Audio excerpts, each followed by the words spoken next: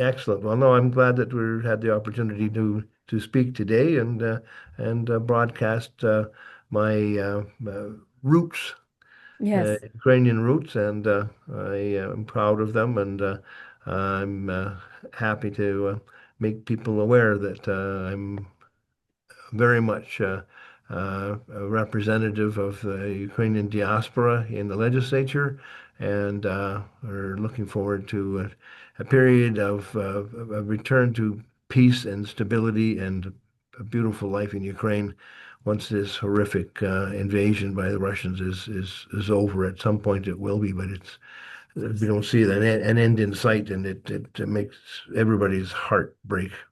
it's so true. Yeah, it's really. And actually, so many Ukrainians arrived here right now, like for the during last 3.5 years because of the war.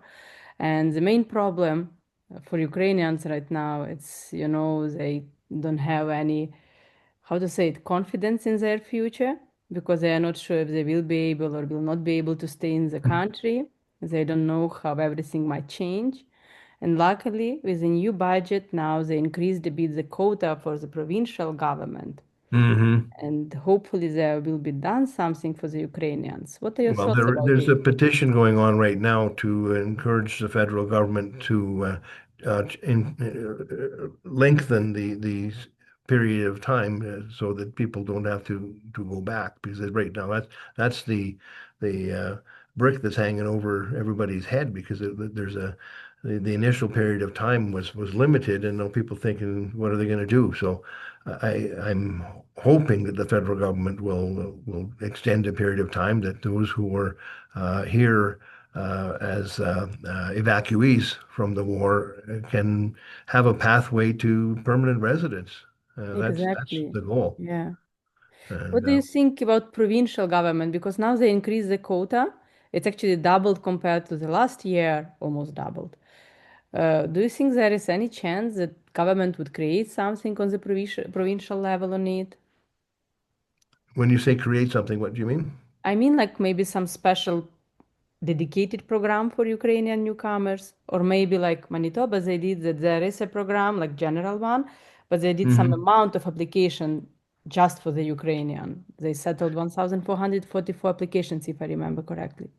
Yeah, no, I think there should be some directed programming towards the Ukrainian evacuees that have come most recently, for sure, and take a review of what supports the provincial government already has in place. I mean, there's some.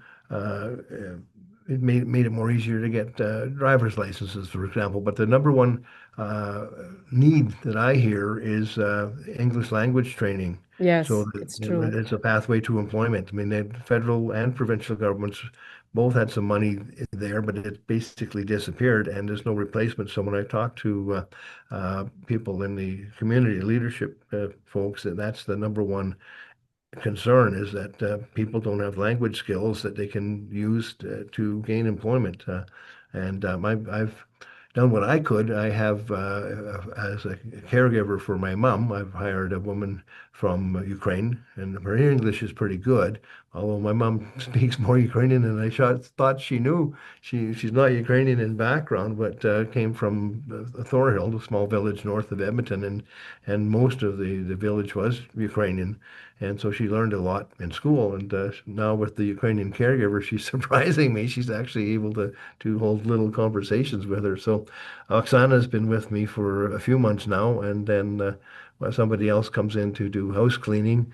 And Dash has been great. And I also rented my house out when I moved into my mom's house, rented my house to a Ukrainian evacuee family with 6 kids.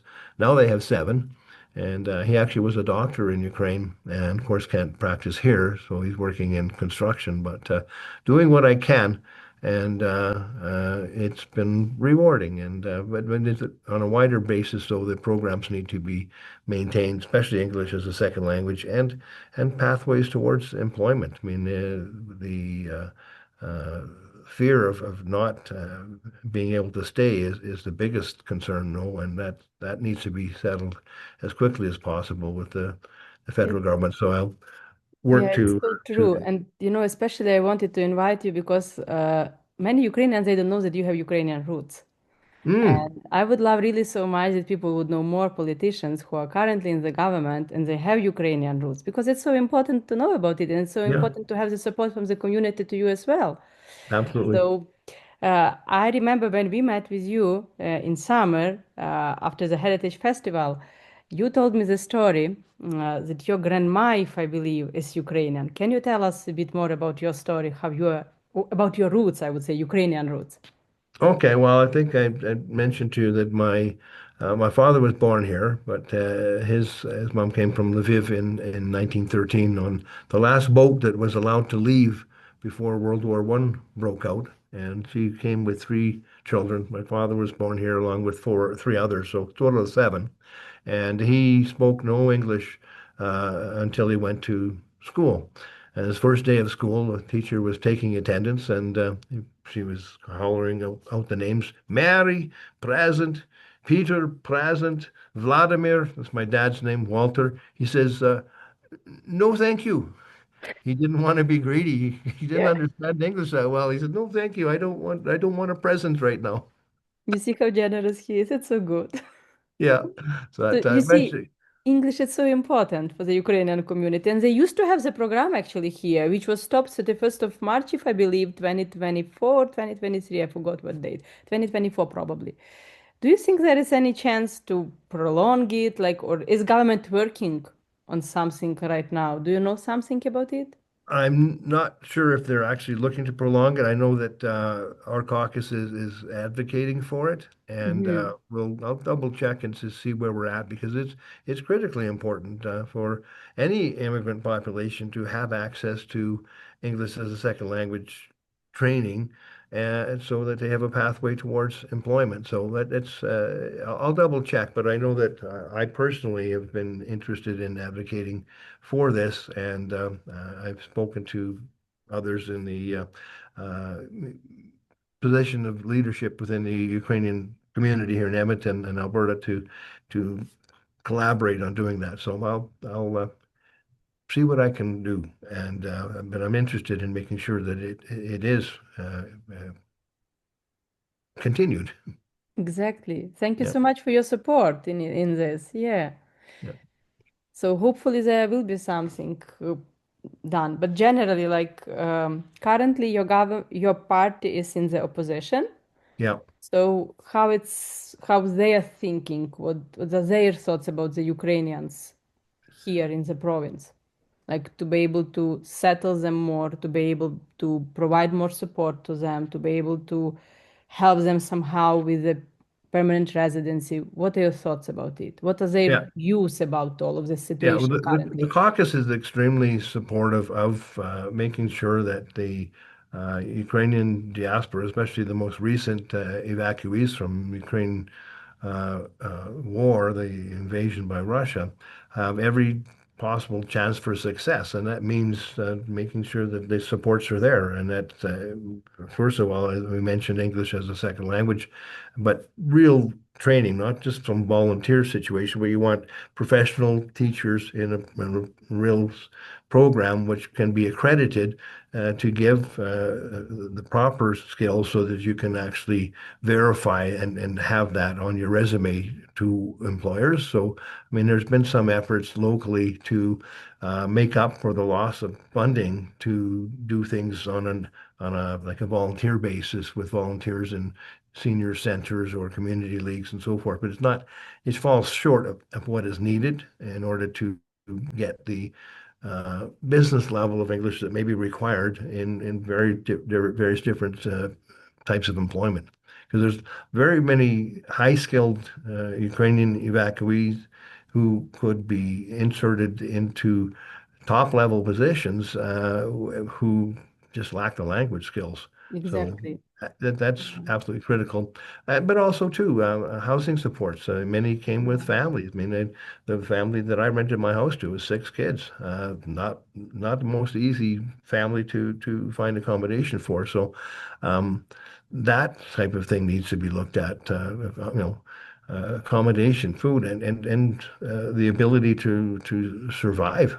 And like housing costs and food costs are pretty high. So the financial supports for those who have had difficulty gaining employment need to be in place. You don't want people, ending up having to go to the food bank just because they're escaping war in their own home. I mean, you put out the welcome mat, and you should be willing to provide the basic services that they need to survive until they can stand on their own 2 feet properly. And the quicker we do that, the better, because people want to look after themselves and be independent. And it's just a matter of respect from our society to do everything we can to make sure those folks are set up to succeed. So our caucus is supportive of those measures for sure. Thank you so much, and thank you for your support and for advocating for Ukrainians and understanding their needs and supporting these things that probably maybe in the future there will be something for the language, for the English, like some courses, or how I had a roundtable recently with Daniela Smith, and she said that maybe there will be some free online tools. It would be helpful as well, at least Yeah. something. It's something, but it really needs to be, I think, it needs to be a dedicated funding Exactly. or professional English training by actual educators, so that the English that is maintained can be verified, and they can put on a resume, I've passed this course, this is my level of English proficiency, and it matches what's necessary for this job. Not rather than just an online thing. It should be a professional level training, so that it's verifiable on a resume. That's my thinking on it, anyways. Thank you so much for this interview. What would you like to say to my followers, listeners who are watching us right now? Well, I'd like to say that my heart and the heart of our caucus is with the whole Ukrainian diaspora, the long-term diaspora, which has numbers in the tens of thousands in Alberta, and particularly the newcomers who need to feel our embrace and our welcome, and are the knowledge that many will choose to return to Ukraine once the situation is settled, so that it's possible to do so.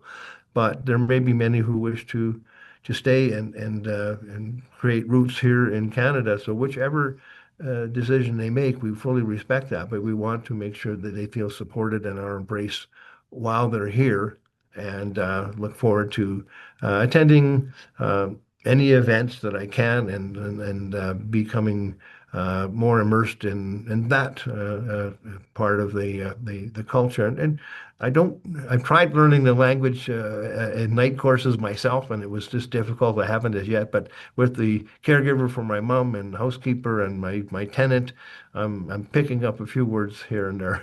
Oh, it will come. You have a good support, Ukrainian support with language. Absolutely.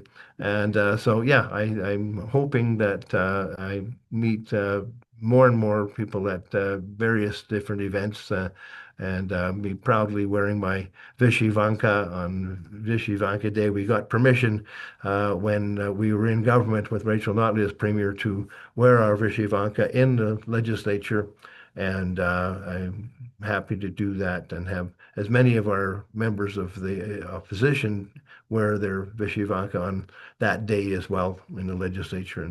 And yeah, anybody who wishes to contact my office to speak about their concerns or their desires for assistance and special needs that they might have as part of the Ukrainian diaspora or evacuees from Ukraine recently, can go to edmonton.mcclung@assembly.ab.ca and write me an email.